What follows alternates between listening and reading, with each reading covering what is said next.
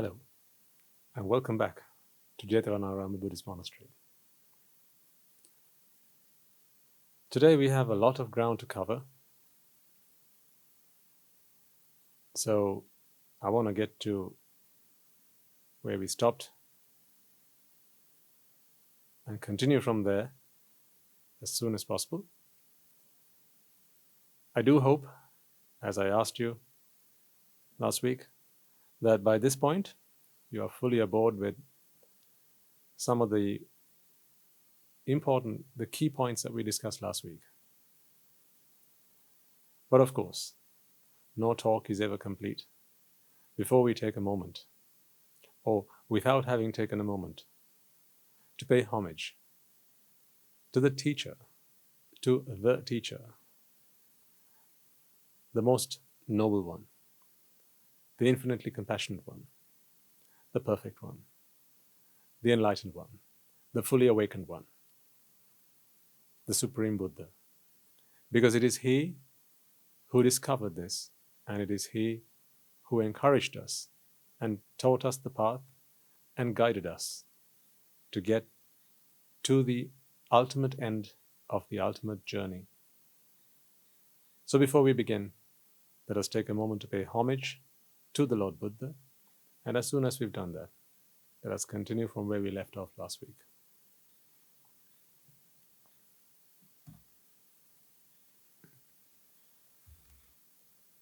Namo tassa bhagavato arahato samma sambuddhassa.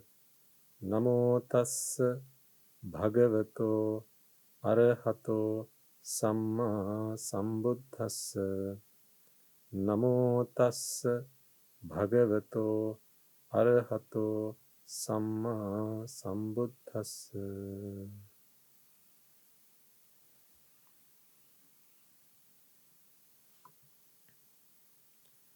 Last week, we discussed the difference between a conventional truth and an absolute truth through various examples. We know that a conventional truth is one that is only true until the system, within air quotes, or the convention, the people who have agreed to that or such convention, accept it and acknowledge it. Conventional truths are always changeable. They're not deterministic. They fluctuate. They can change like the weather. All it requires is for the same people, or for the same community, perhaps a person, an individual, or a group of people, some or other, a community, a collection, to come to a convention. Whereas an absolute truth is true regardless of what people think or believe it is. Gravity is not a conventional truth. It's an absolute truth. Gravity existed and exerted itself on all things within its grasp, even before, well before, gravity was discovered as a force acting on all bodies. Whereas a convention is not such. It only comes alive. It only becomes true when such convention has become accepted. Now, I know this may be oversimplifying this, and you'll probably be thinking, yes, Bhante, we understand what a convention is. Agreed. But I am also conscious that there are people of all ages and all levels who engage with us. And I know this because of the feedback that I get from you. Not personally, but the feedback that you send through to the program. So I know that there are young children from age 6, 7 on to more mature people of society, 60s, 70s. So I remain duty-bound to help and support as best I can people of all ages who join us. So I do hope that on some occasions you will forgive me for perhaps maybe simplifying things more than they need to be. Anyhow, we were discussing a conventional truth and the absolute truth. Now, as I said, gravity is a good example of an absolute truth because it does not require anyone, absolutely anyone, to agree of its existence, and it is not something that can be brought into existence by a group of people, and therefore it is not something that can be ceased to exist by a group of people, whereas a convention is not the same. The lifetime of a convention is entirely determined by those who spawn it. Its birth and its death are both in the hands of those who bring such conventions into life. This war and peace on convention and absolute truth relates to us on our journey to ultimate happiness, because if we shape and design our happiness on conventional truths, you must now begin to understand the fundamental problem there. If, for instance, I'm happy because you call me by my name, and should you call me by another name, that would upset me. Do you see the problem there? It's a conventional truth. Someone may have misheard your name, perhaps, and that could upset people. I know of people who hate it, absolutely hate it when someone mispronounces their name. Do you know someone like that? Some people can be offended if someone gets their title wrong.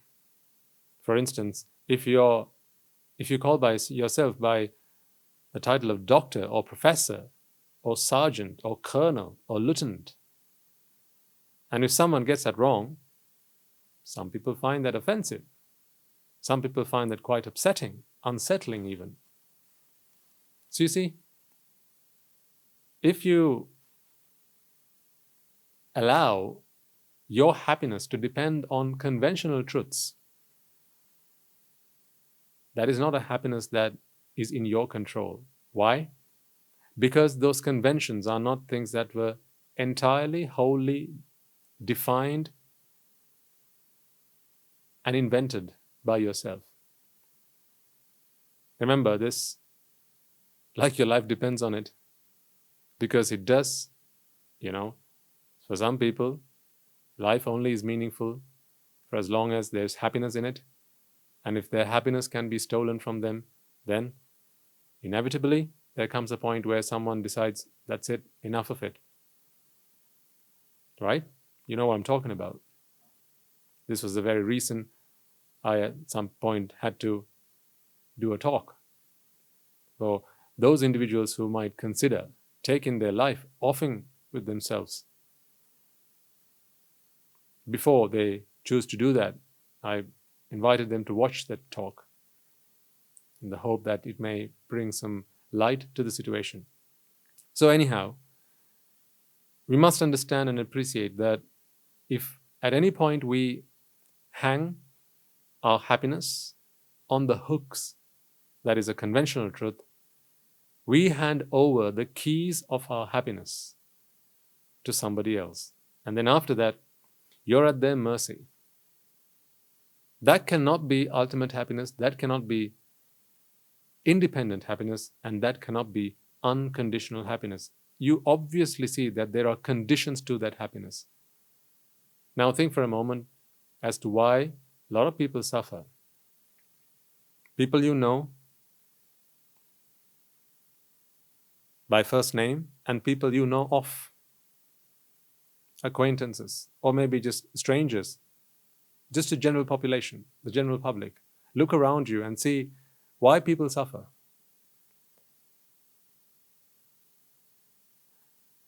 I'm not referring to physical reasons such as hunger or poverty, sickness, or perhaps being homeless. I'm not referring to these things. Those are provisions that have to be satisfied through the four requisites. As I, as a monk, require the 4 requisites for my sustenance. We all do. Even the Buddha did. So, whilst he laid down rules of conduct for us monks, bhikkhus and bhikkhunis, on the use of such requisites, he never forbade us from using them, because as human beings, there are certain things that are necessary to sustain life. So, putting that to aside, just think for a moment about why people suffer. I think you'll agree with me that 90%, if not more, of people's unhappiness, suffering, is related not to physical requisites. They're more to do with mental necessities. An ailing mind is one that is attached to something and it's yearning for it. It's crying for it. It's weeping for it. And that it is generally a convention. It could be freedom, for instance. That's a convention, isn't it? How do you know you're free?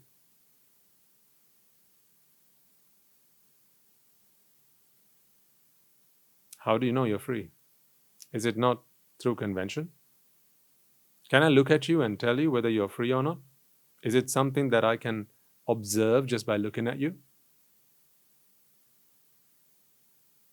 You might have handcuffs on you. Does that mean you are not free? What if you put it on by yourself?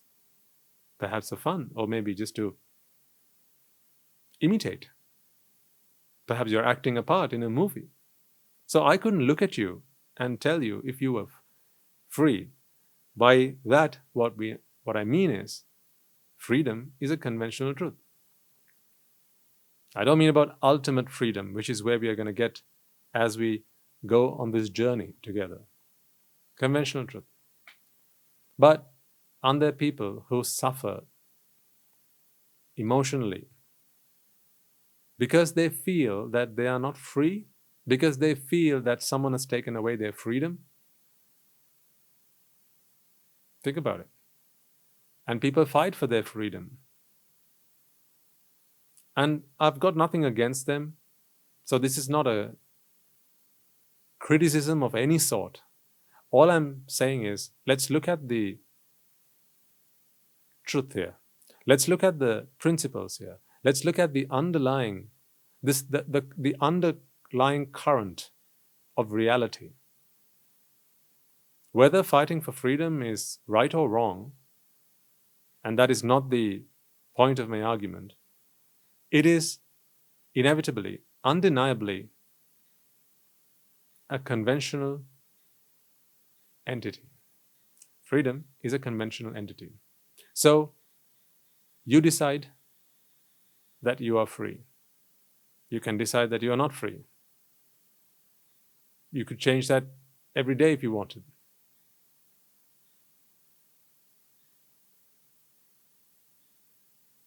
We even discussed a few examples last week about what you call yourself. Your rank, your position, your profession, the status that you hold in society. Whether you're a beggar or you're an aristocrat, someone who's well-to-do. This is all to do with convention. You don't agree? Well, let's say you've got lots of money on you, lots of cash, real cash, and perhaps even property, movable and immovable property. If I were to come along and say, that all that you got there, it's worthless.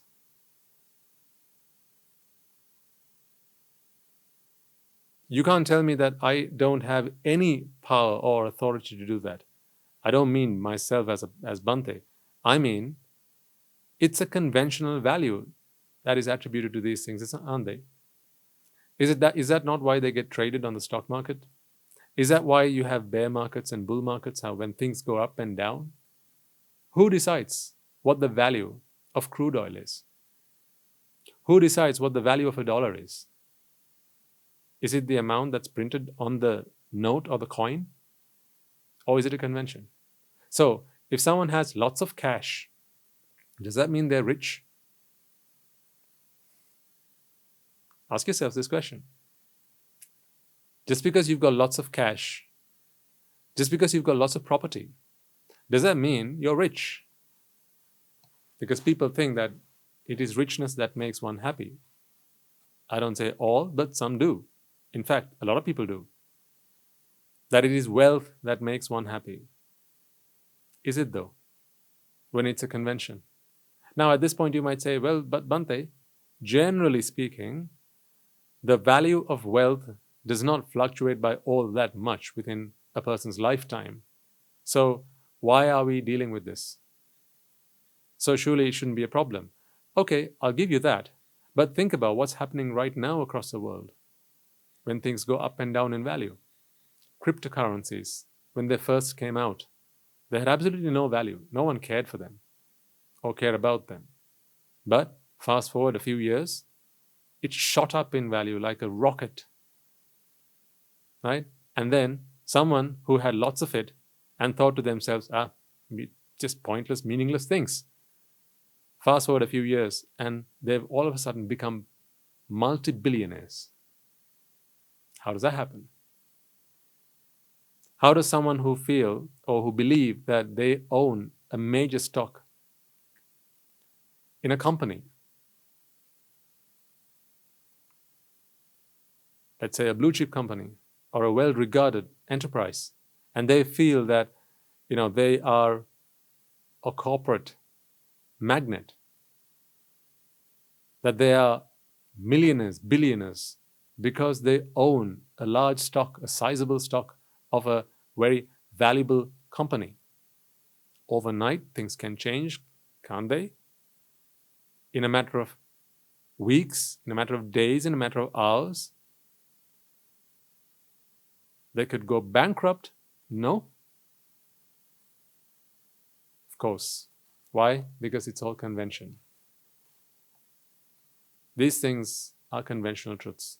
Therefore, you must understand that if you hang your happiness on the hook of a conventional truth, you will forever live in fear, because these conventions will always fluctuate.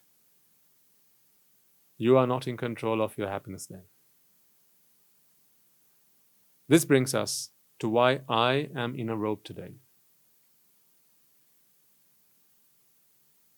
I said these questions were very worthwhile questions asking right when we started these talks, but I said I will bring you answers in due course. I'm in robes today because I understand this truth, that conventional truths and the happiness that I thought it brought them today is meaningless to me. I do not seek happiness from conventional truths. From thinking to myself that I have property does not make me happy, or that I have wealth, or that I have a car or cars, or maybe a ship or a yacht, or maybe a jet, or maybe lots of cash. Cash can buy stuff, yeah, sure. But then again, it can only buy stuff that has conventional value. So when we discussed where is the real value on one of these talks, I explained to you this concept.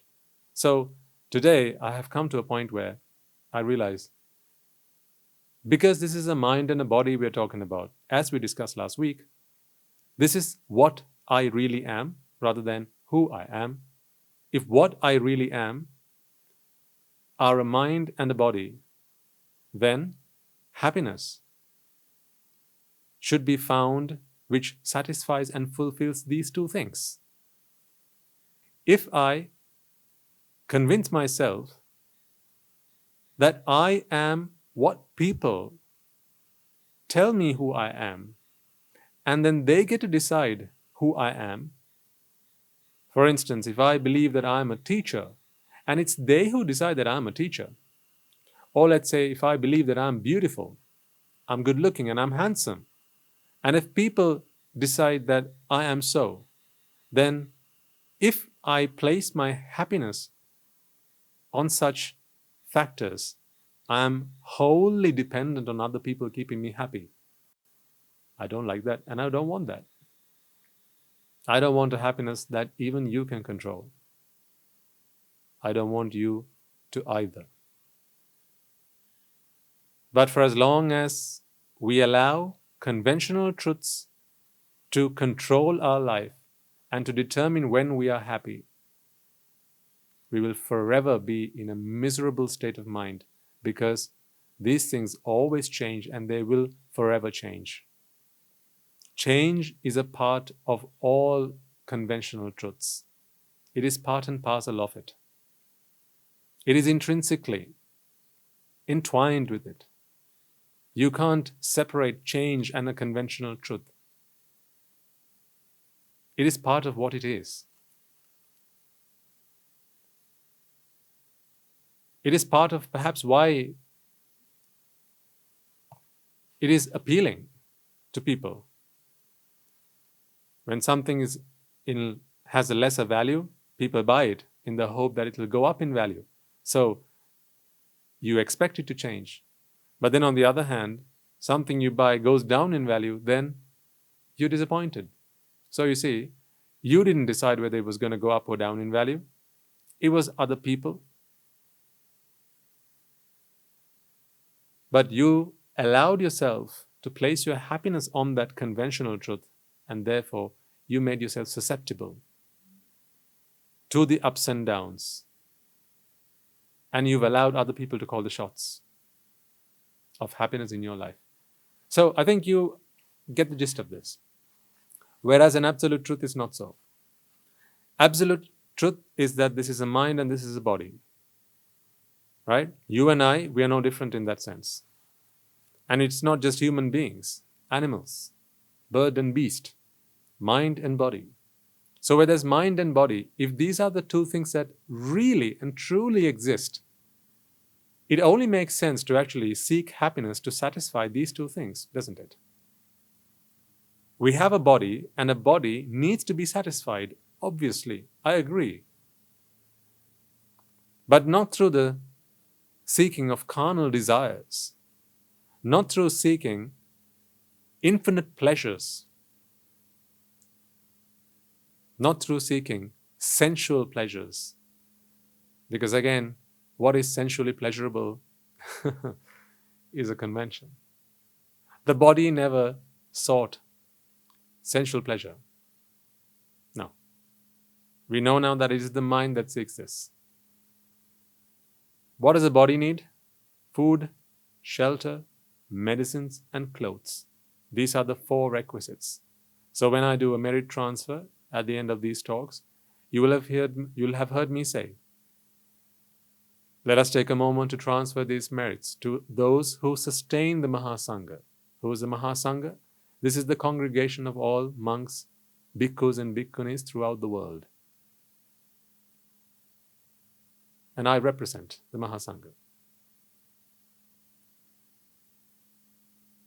There are those among you who, through your generosity and for the sake of merit, not because you sympathize, that would not be very meaningful.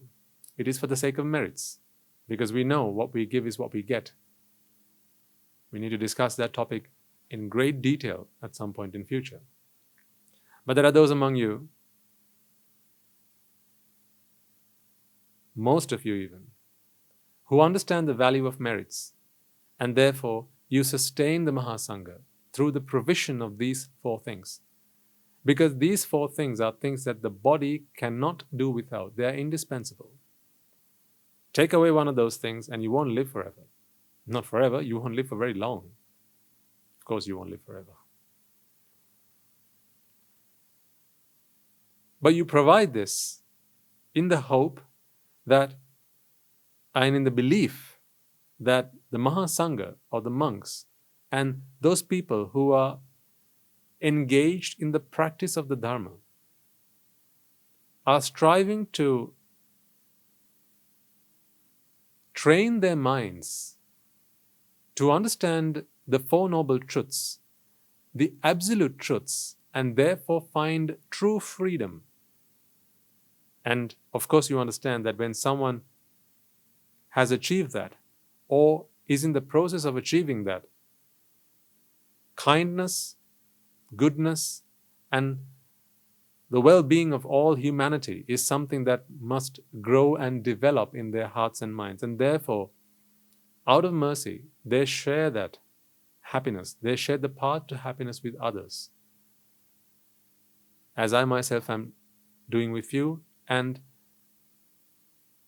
every member of the Mahasangha is committed to do with people just like you. I was once one of you, and you, perhaps in future, will be one of me. So we fulfill our duty to each other through our duty of care, which we talked about in the past. But these four things, why? Because these four things are necessary for the body, which is an absolute truth. It is not a convention that you and I have a body. I have a body, and that is not a convention. It matters not whether you agree or not. It matters not who agrees or not. The president of the country or the king of the state cannot all of a sudden decree that, no, you do not have a body. And from that moment, the body does not cease to exist. Oh, how I wish. Because then I would not have to sustain this thing, this body, by providing it the four requisites. I'd be free, even more free than I am now. Won't I? So, unfortunately, that is not possible. It is only possible by freeing the mind first. How we do that, how we get about that, we'll discuss as we move forwards on our journey. So that is about the body. Enough about that, because I think that is pretty obvious and most people understand this. But then the other aspect of this ultimate truth is the mind. The mind has to be made happy, because the mind deserves to be happy. Much like the body, the mind deserves to be happy. These two things deserve to be happy because these two things are the things that really exist. So it is a meaningful activity. It makes sense to exert energy to make these two things happy because they really and truly exist. This is where we got to last week, because I asked you the question, who are you? And then we realized that it was not a meaningful question to ask, because it's others who decide that. So really, the point being, who you are is not a question that I can ask you, really, is it? It's a question I should be asking people around you. Who's this guy? And then they'll say, whatever. It's my dad, it's my husband, she's my wife, she's my daughter, my granddaughter, my aunt, my niece. Oh, she's the boss, right? He's the manager, he's the king, he's the prime minister. And so on. He's a doctor, an engineer. The university decided that you were going to be an engineer, right? So you know the drill. Anyhow, it makes no sense to ask who you are, because you're not going to get a definitive answer. You're going to have to say yourself, Bhante, I don't know, honestly. Please ask people around me. They'll tell you who I am. And this is why when someone gets angry, they ask the question, don't you know who I am? Who do you think you're talking to? Don't you know who I am? Have you not heard people say that? Because it upsets them that they don't know who they are. I mean, just think about it. It is proof again that who you are is a conventional truth. Because you expect someone to perhaps talk to you respectfully because of the title you hold or your superiority to them, for instance. Now, what if they don't know that? What if they don't know that? What if they don't know that you are their superior, that you are their boss? You are their boss's boss's boss's boss. Perhaps they don't know that. Or your place, your status, your position in that social circle or in society. That's why you are led to ask the question, how dare you talk to me like that? Don't you know who I am? The fact that you say that, if you say that honestly, then you must understand that it is possible that they don't know who you are. In other words, who you are is what they know you are, right? Not who you really are. See, whichever way we look at it, if we look at it through a wise pair of eyes, as in through insight, we realize that these conventional truths are simply a concoction that we have come up with for day-to-day existence and sustenance. It doesn't mean anything. Nothing substantial. It's purely for our existence on this planet while we are here. We didn't come into this world with it. We're not going to leave this world with it. It's simply something that we hold on to, something that defines us for the duration of our lifetime here. It is not everlasting, very transient. It's not going to be with you wherever you go, if you go somewhere. Even in your lifetime, it changes so rapidly, it's so susceptible to change. So, is there much sense in spending loads of time either learning about who you are or pursuing these titles, these accolades and professions and, whatever people strive to achieve these days, just for a mere period of time? But instead, if you focused on what you are, that is what you'll always be. It makes more sense to do that, doesn't it? And that is what I'm about. That is what this talk is all about. That is what this journey is all about, understanding what we are. I want to help you understand what you are. So, mind and body. We understand the body and how to make it happy. Let's put that to a side. Let's focus on the mind now. How much do we know about the mind? How much do you know about the mind? Medical science will teach you how a body comes into existence. Does it teach you how a mind comes into existence? Do you know? Is it something that has always been? I mean, they'll teach you how the embryo divides the cells and has become you for science. But your thoughts, when do they start? Why do they change? Why do you think something now and think something completely different? In fact, sometimes maybe the opposite of what you just thought a few minutes later. How does that happen? In a split second, you can be a completely different individual mentally. Your desires, your wants, your needs can change just like that.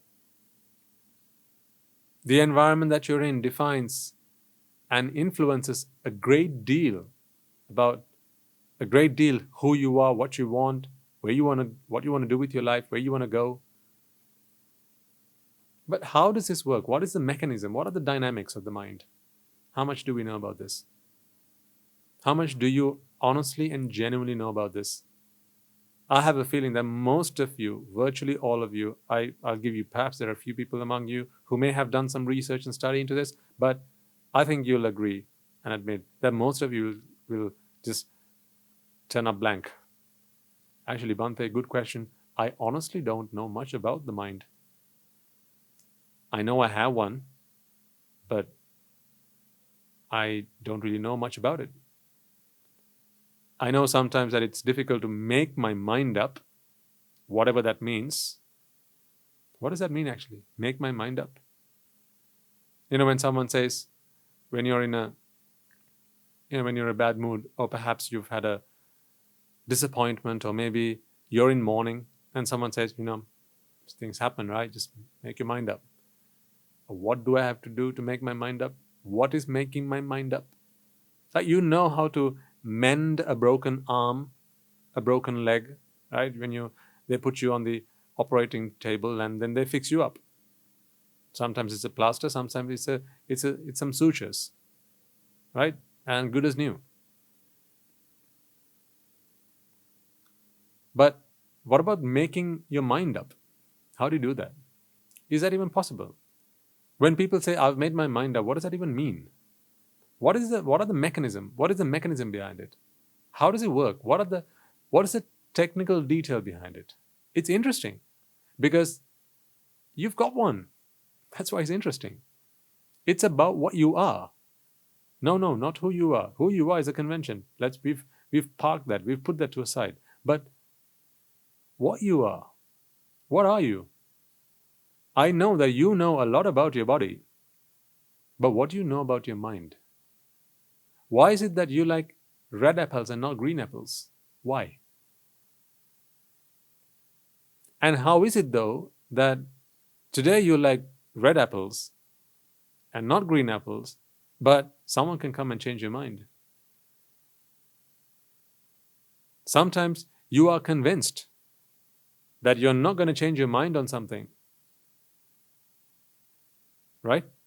Have you not had those situations? I'm convinced no one's ever going to be able to change my mind on this. And then someone says, can I talk to you about something? Yeah, all right, go on. 10 minutes later, you've completely changed your mind. And now you're an advocate of the opposing view. How does that happen? When you're so fixated, when you're so determined that this is what I hold true and it has to be the truth because I can see logic, there's common, this is sense. Why doesn't everyone agree with me?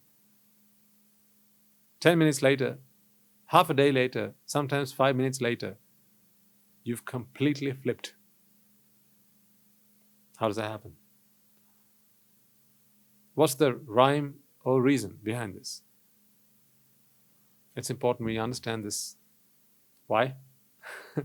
What else is there worth understanding? If you are mind and body, folks, tell me, shall we spend the rest of our lives understanding the economy or the political arena or how prices fluctuate or how continents are formed or how stars are formed and how they grow old and die as red dwarfs? Shall we spend time talking and discussing about those things? Or shall we try and understand what we are? What we really are?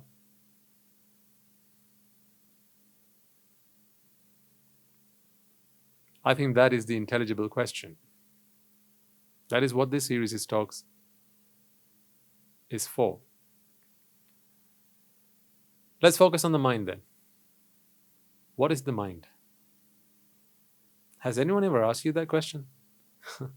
What is the mind? Do you have a mind? Yep, got one. No question about that. Have you ever changed your mind? Yep, done that. Can you make your mind up? Yes, I've done that. Can you try and not change your mind? I'll try. Right? But has anyone ever asked you, what is the mind? What is the mind? Do you have an answer to this question? Do you understand what the mind is? How does it come into being? Is it something that came into life from the moment you were born and is going to be with you until your death? The same mind? Or is it something that's forever changing? Now, when the body is concerned, it is not the same body you were born with. Size-wise is a very simple measure of that. You've changed so much. You're not the same person you were born. You've grown hair, parts of your body. Lots has changed. But what about the mind? Is it one mind? And besides, how is it that we all have the same parts of the body, but our minds are so different? There's more variety in mind than there is in body, isn't there? Identical twins, take for instance. They look alike. Even their DNA is similar. Physiologically, they are identical. But you can have twins who are polar opposites when it comes to the way they think. So that's what I'm saying. Psychologically, mentally, we are so different from one another. There may be things on which we agree, but I think there'll be lots of things where we disagree. But ultimately, is it not the mind that agrees or disagrees because of the views that it holds, because of the ideas that it holds as true. So, when we talk about solidarity, when we talk about us coming together, when we talk about understanding who, or even, okay, let's use the word who. When we are trying to understand who I am, who you are, shouldn't we really spend time understanding the mind? I mean, think about this for a second, right? People, being people, they like to live with others. Friends, family, become a couple, right? Date, and at some point, get married and start a family. How much do you know about your better half's mind? Do you know what she's thinking right now? You can look at her and go where and understand or know where she's looking right now, what she's physically doing right now, where she's going right now. You can guess her age. Hopefully you don't have to guess it. Hopefully you know her age. Otherwise you could get in trouble. But joking aside, right? Do you know what she's thinking right now?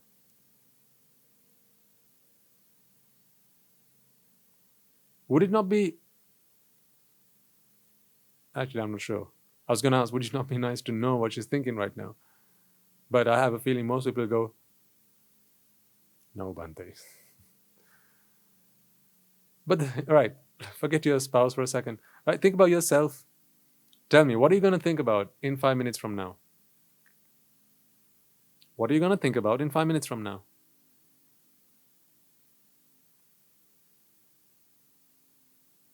You'll tell me, I'm going to think about maybe perhaps in 5 to 10 minutes from now, you're going to conclude the sermon, the talk, and then maybe we'll be doing a merit transfer. Then perhaps after that, I'll go to wash the car or go for a walk or, go and do the dishes, maybe wash the laundry. That's what I'm going to be doing. Are you sure that's what you're going to be thinking, though, in 5 minutes from now?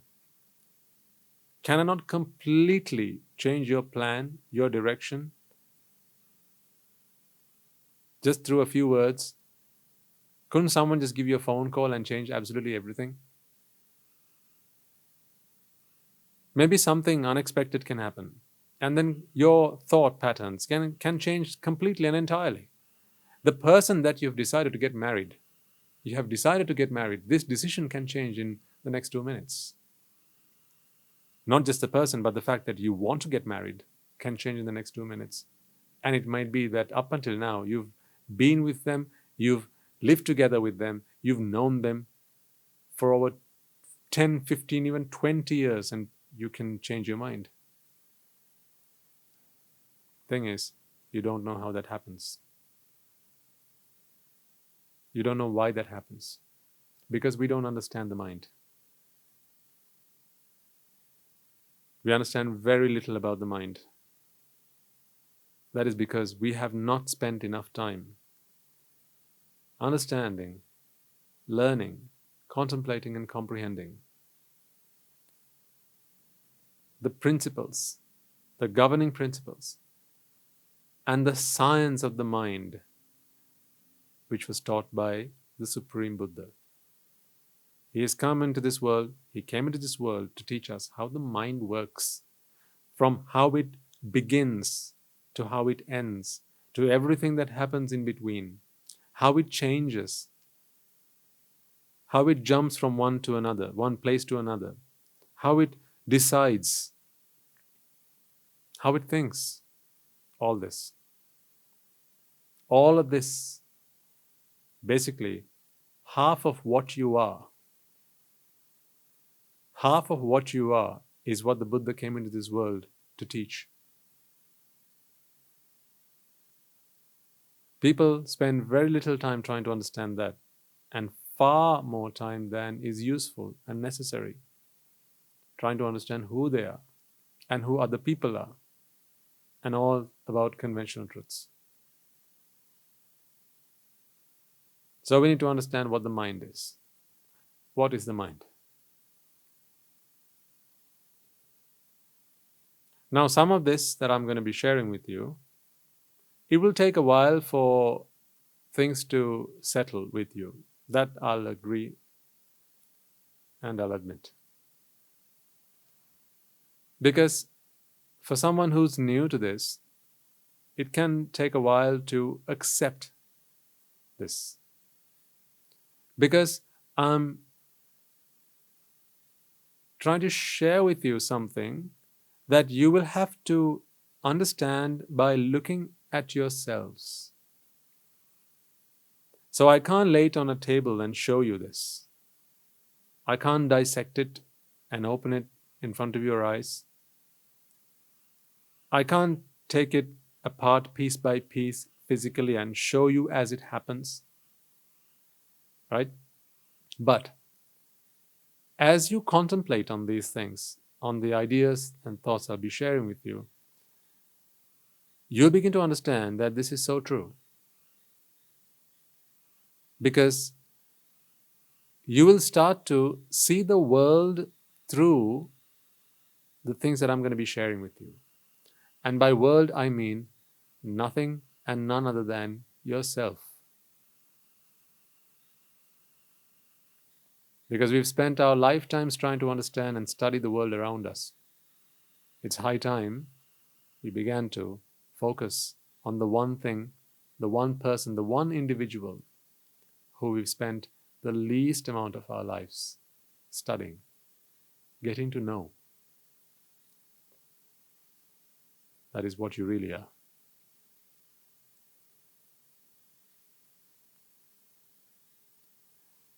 So let me give you some facts. Although it feels as if there's one mind from whenever you can remember to your death.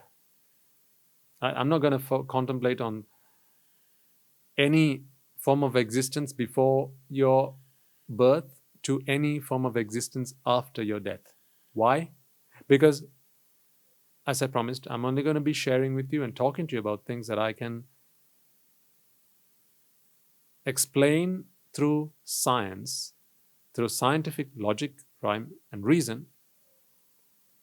And whilst I can do that, there's plenty of hard science that I can use to explain and logic that anyone who's intelligent enough can understand. For that, I need to give you the basics first, the fundamentals.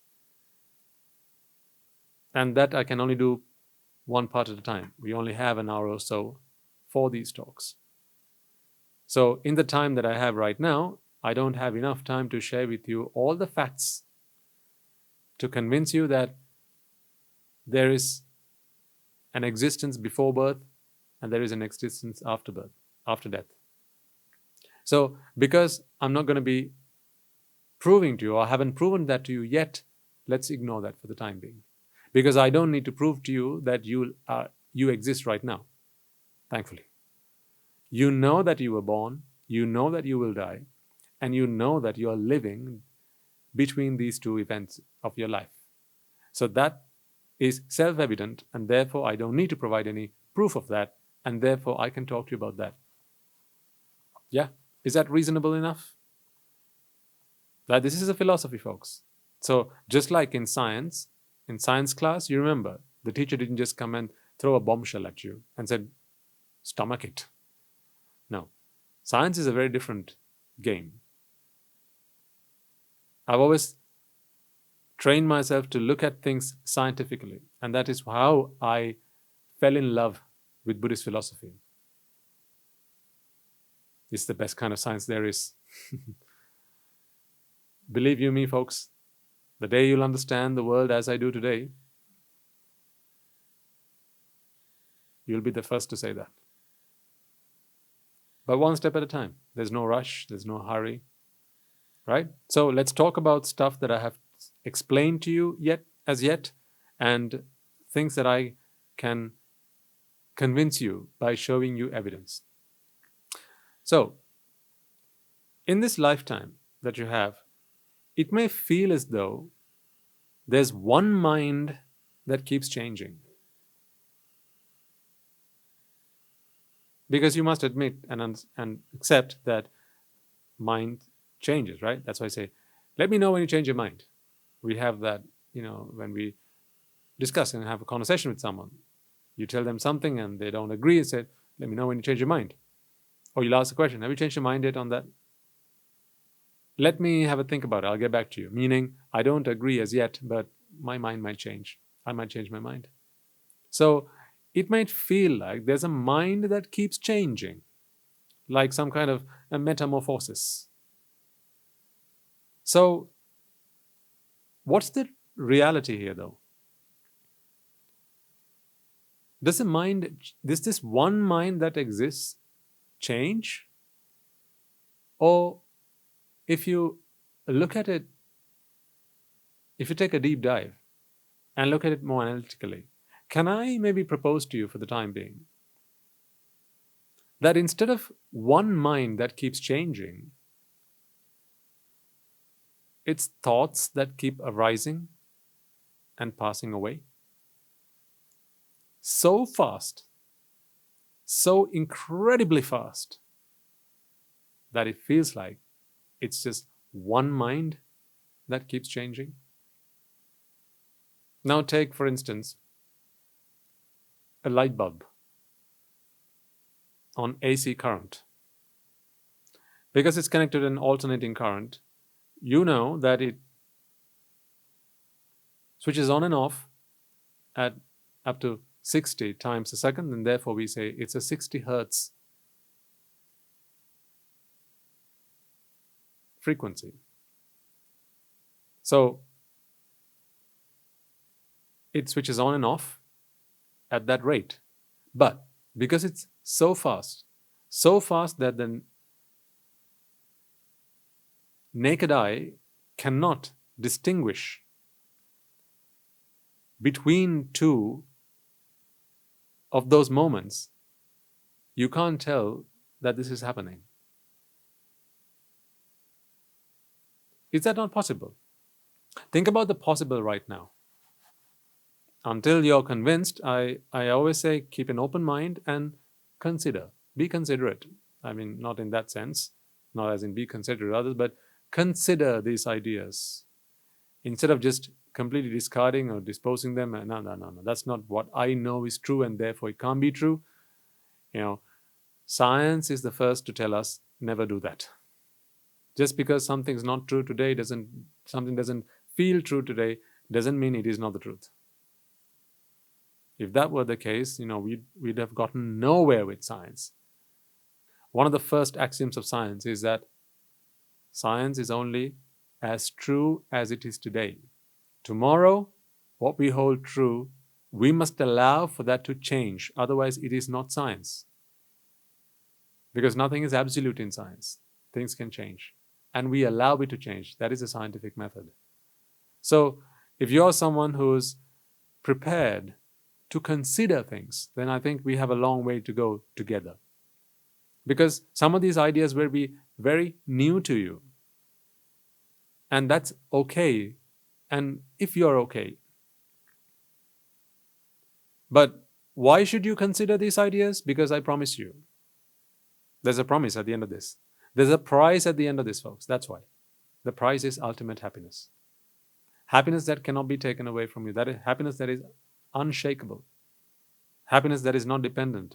Happiness which does not depend on whether other people around you, people who influence you, people who have a stake in your life, a happiness that not even they can alter.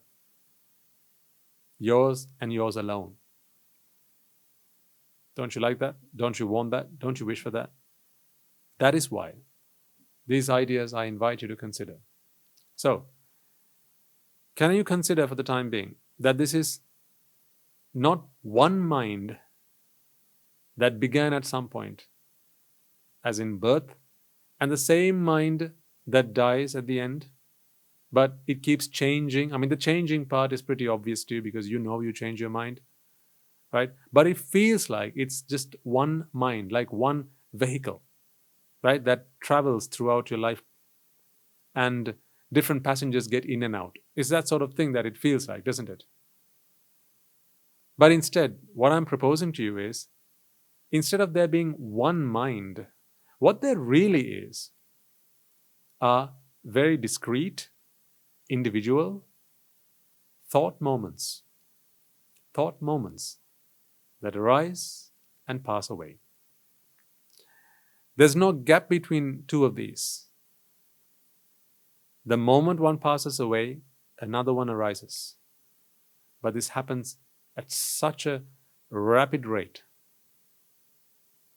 It feels as if it's just one thing, one mind from start to end. And each of these thought moments, or each of these mind moments, are capable of accepting one object. By object, I'm not talking about these physical objects. I'm talking about objects that come through the five sense doors. The five sense doors are eyes, ears, nose, tongue, and body. The five sense doors. There is one more, the mind on its own, but we'll come to that later. So let's not get bogged down in all that detail just yet. But I promise you, everything I will explain to you one at a time. So the five sense doors, what are they again? Eyes, ears. So the eyes, we take the pair as one.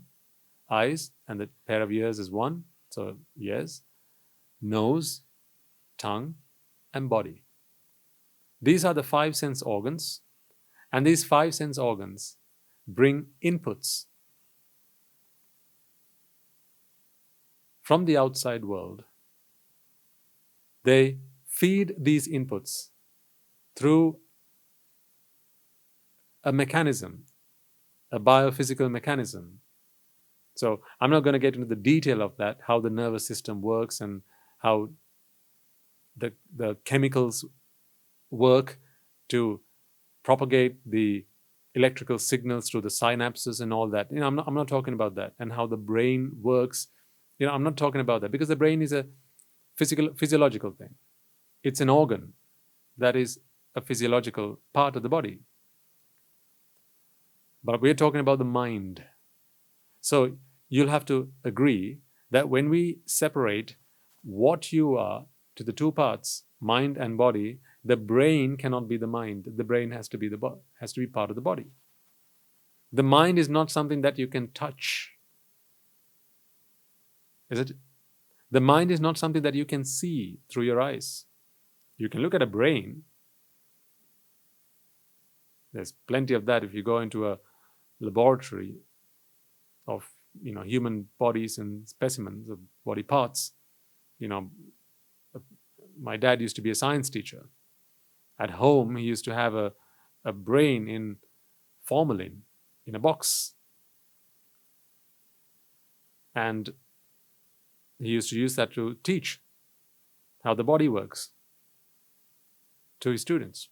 So the brain is something you can see, something you can touch, something you can smell, taste even if you wanted to. But the mind is not something like that. The mind can only be observed through the mind itself. That is the only way you can look at the mind, through the mind itself. But each mind moment can hold, accept, interrogate, observe. I'm using lots of words in the hope that one of these will make sense to you. And whilst they may not all be synonymous, they generally convey the same meaning.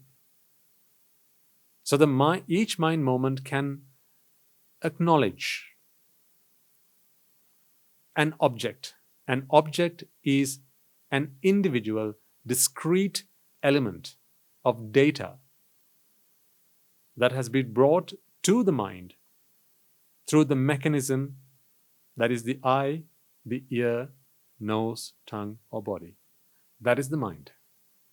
And lots of these many millions, billions, trillions of them arise and pass away in a matter of a second.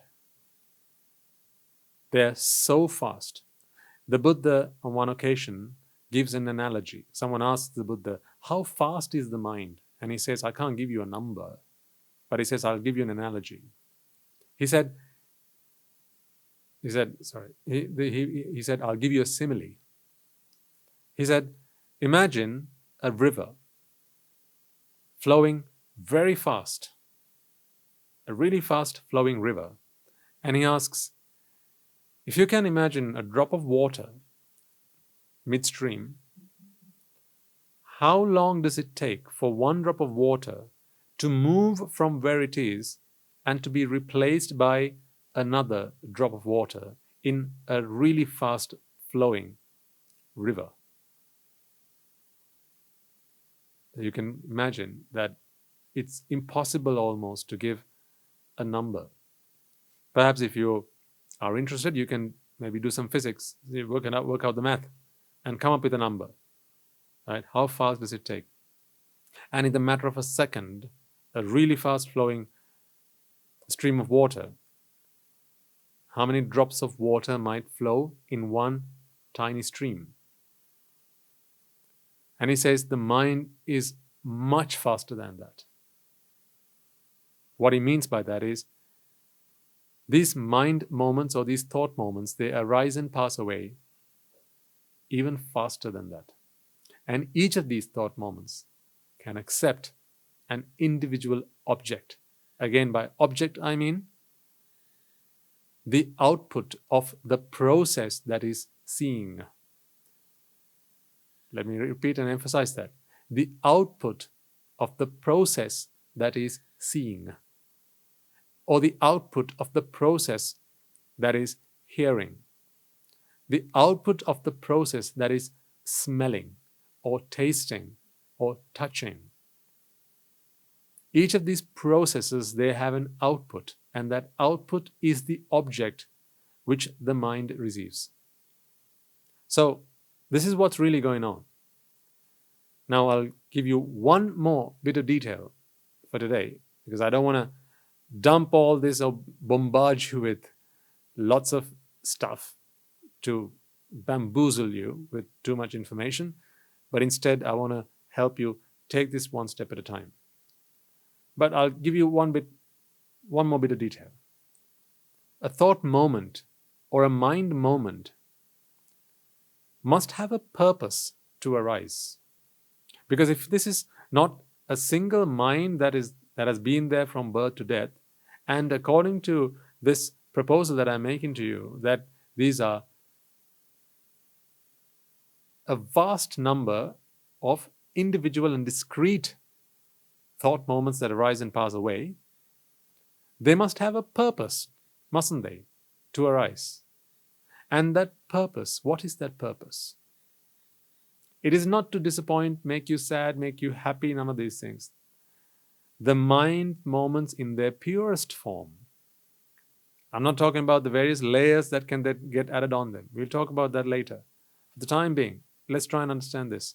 That a mind moment, a thought moment, arises with one purpose. And that one purpose is to perceive the object that was brought in to the mind from the five sense doors. Once again, the purpose of a thought or a mind moment to arise, or for it to come into being, the whole purpose behind it is to perceive. And this perception is a topic that needs to be discussed over several episodes. I mean, it's a topic that deserves a whole series of talks on for itself. But for the time being, you can conjure up whatever it means when you think of perceive. That it's not just observing something. It's to do with how you interpret, and there's quite a bit of there's quite a bit of activity that goes into perceiving something, and the purpose of a thought moment is to perceive an object. So you can imagine this is like an octopus with its tentacles. So imagine there's an octopus. So it really wouldn't be an octopus, but perhaps a pentacus, right? Let's imagine an octopus, but with just 5 tentacles. And each of these tentacles would be stimulated by an external input. A signal would travel across the tentacle and through to the body mass that is at the center of this animal's body. In much the same way, the mind, or these mind moments, receive these stimuli that come from the 5 sense doors, and it arises to receive and to perceive those mind moments. And as soon as they've done their job, they pass away, as in they die. And then a new one is born. A new one is born to perceive the next object. There'll always only be one object at any given time. So there'll only ever be one thought moment at any given time. There's never going to be 2, and 2 will never overlap. There's only ever going to be one. One mind moment whose purpose, who was born to receive and to perceive an object that was captured through the 5 sense doors. And one thought moment can only capture, can only receive and perceive one object brought to it by the 5 sense doors.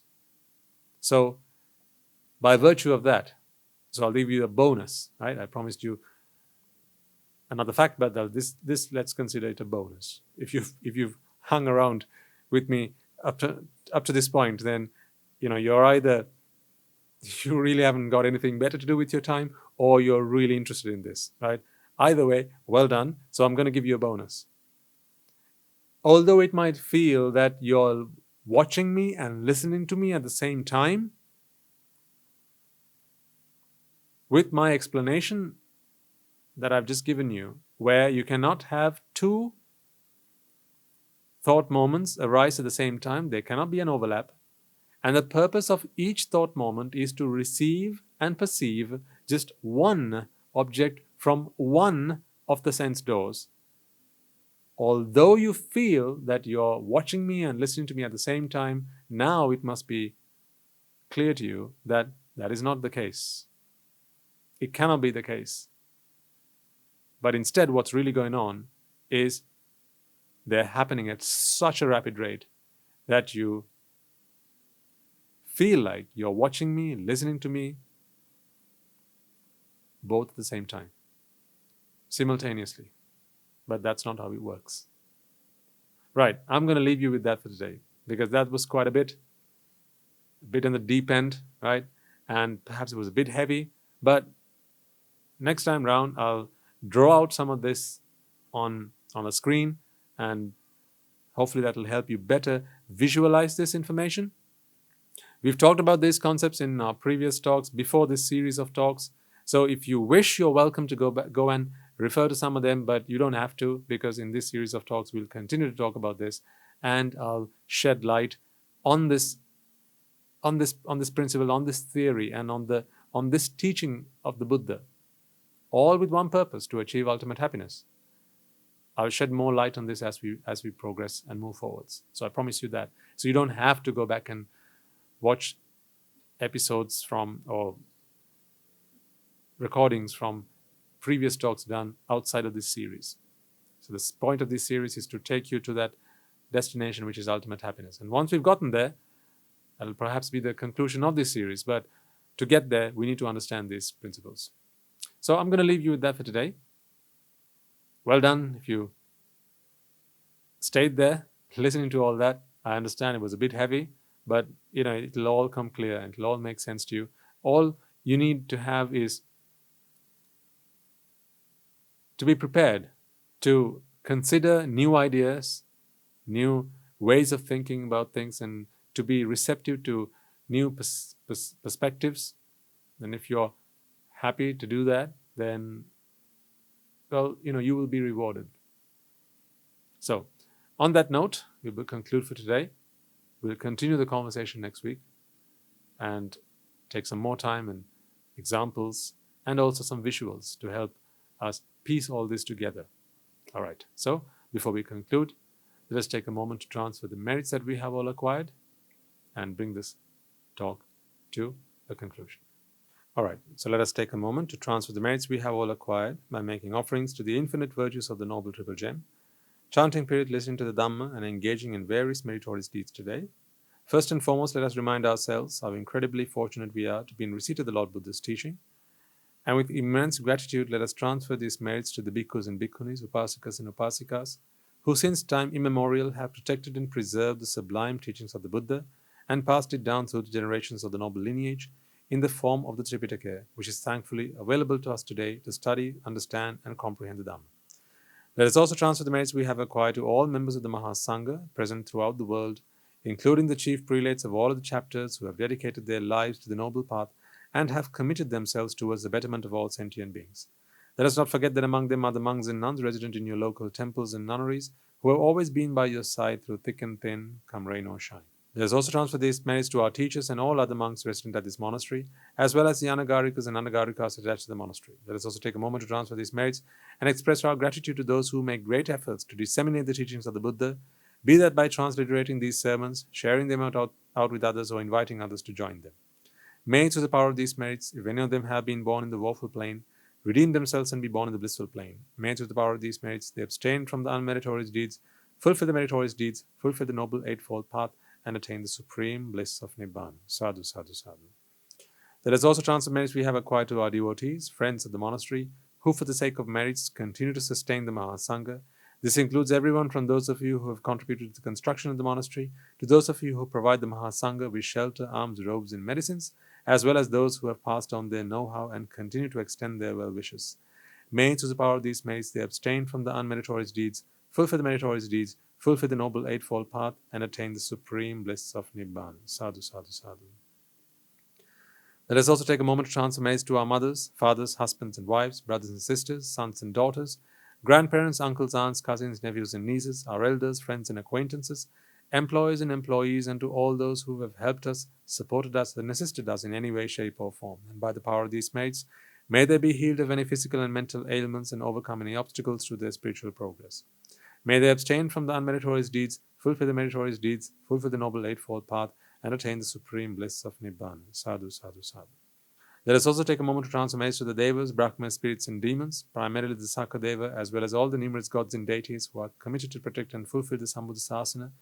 Let us also transfer merits to our guardian deities who keep a watchful eye over us and keep us out of harm's way.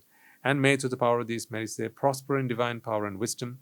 May they abstain from the unmeritorious deeds, fulfill the meritorious deeds, fulfill the noble eightfold path, and attain the supreme bliss of Nibbana. Sadhu, sadhu, sadhu. Let us also take a moment to transfer merits to our ancestors and to those who have predeceased us, to all who have been our families, friends, and acquaintances in this infinitely long journey in samsara, and to those who have helped and supported us and assisted us in every way, shape, or form they could. Let us also transfer merits to the members of the armed forces as well as the police force, who have sacrificed their lives to protect the peace and harmony of our nations, and may all those who lost their lives in the wars, be their friend or foe, rejoice in the merits we have acquired today. Let us also transfer merits to all those who lost their lives in natural calamities such as tsunamis and earthquakes, landslides and pandemics, reminding ourselves that among them will be those who have been friends and family to us in this long journey in samsara. Let us take a moment to transfer merits to them. And may, through the power of these merits, if any of them have been born in the woeful plains, redeem themselves and be born in the blissful plane. May they abstain from the unmeritorious deeds, fulfill the meritorious deeds, fulfill the noble eightfold path, and attain the supreme bliss of Nibbana. Sadhu, sadhu, sadhu. And finally, let us all resolve that may, through the power and blessings of all the merits we have acquired throughout the day, we be able to witness the advent of many hundreds of thousands of arahants on this blessed land. And may, through the power of all the merits we have acquired throughout the day, you and I, and everyone who's helped make this program a success, become an Arahatun Vahanse, an Arahat Theranin Vahanse, in this very life itself, and in the era of the Gautama Supreme Buddha itself. Sadhu, sadhu, sadhu. And on that note, we will conclude today's talk. Looking forward to continue our conversation next week. May the blessings of the Noble Triple Gem be with you all.